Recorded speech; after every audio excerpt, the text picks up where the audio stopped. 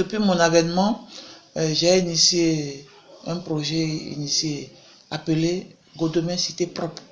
Et plusieurs fois, nous sommes allés sur cet endroit pour la salubrité. Plusieurs fois.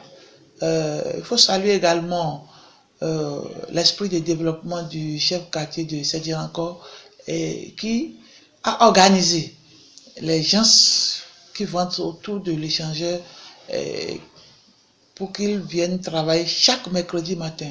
Ce n'est pas une fois par mois. Chaque mercredi matin, il y a les vendeurs. Quand vous quittez Calavi pour Cotonou, les vendeurs qui restent de ce côté-là se sont organisés en équipe.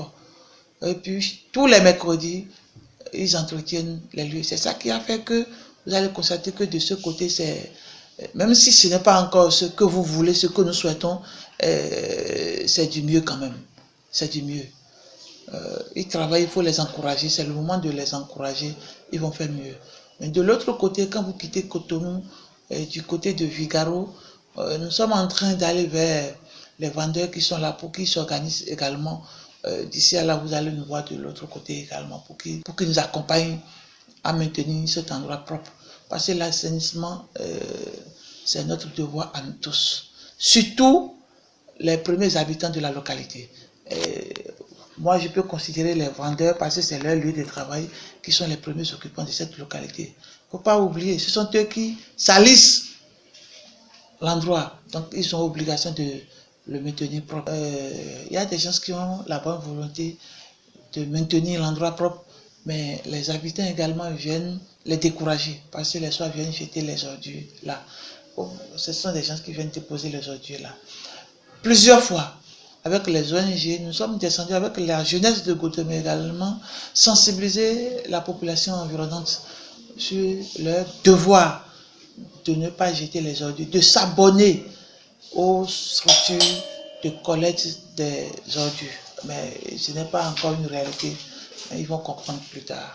On ne va pas baisser les bras.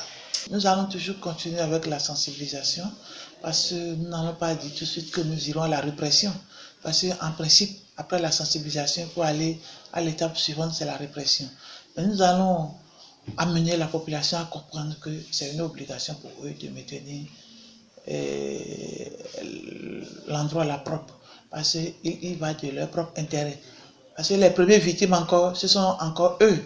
Parce qu'ils s'exposent à des odeurs nauséabondes et tout ça là, ça fragilise leur état de santé.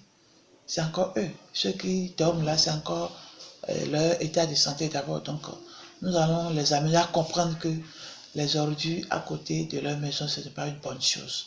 Vivre avec les ordures, ce n'est pas une bonne chose. Et il n'y a personne pour le faire. Ce sont eux encore. Il ne faut pas qu'ils attendent l'État. Tout ne viendra pas de l'État. Nous allons profiter de votre caméra pour saluer le leadership du maire qui n'hésite pas ou qui ne ménage pas d'efforts à mettre à notre disposition les moyens qu'il faut pour nous accompagner.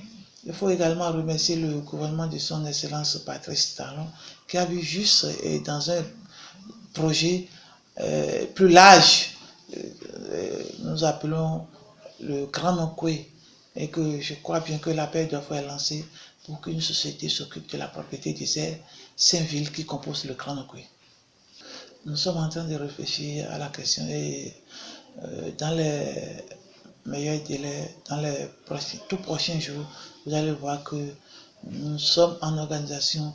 Il y a un groupe qui veut doter l'arrondissement de quelques poubelles. Et les endroits prédéfinis, il me semble qu'il y a l'échangeur qui est concerné.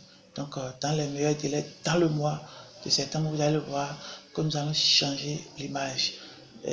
Nous allons, par le biais de cette association, mettre des poubelles à ce niveau. C'est des herbes, le jardin, et que l'entretien n'est pas régulier, vous allez constater. Encore que nous sommes en période pluvieuse, où 2 semaines après, c'est les herbes qui poussent, qui dictent leur loi. Nous allons voir, nous allons encore attirer l'attention de la mairie pour que ça soit chose faite. Je remercie les gens de bonne volonté qui nous accompagnent. Et vous aussi, journalistes là, que comptez-vous faire pour aider l'arrondissement à maintenir l'endroit là propre? Il ne faut pas venir seulement filmer pour dire que vous travaillez. C'est vrai, vous faites déjà beaucoup. Le fait d'attirer notre attention, l'attention de la population, c'est une bonne chose. Vous aussi, vous pouvez constituer en association de journalistes pour dire, nous allons sacrifier une journée pour maintenir cet édifice propre. Ça là, c'est aussi une balle que je vous ai lancée dans votre camp.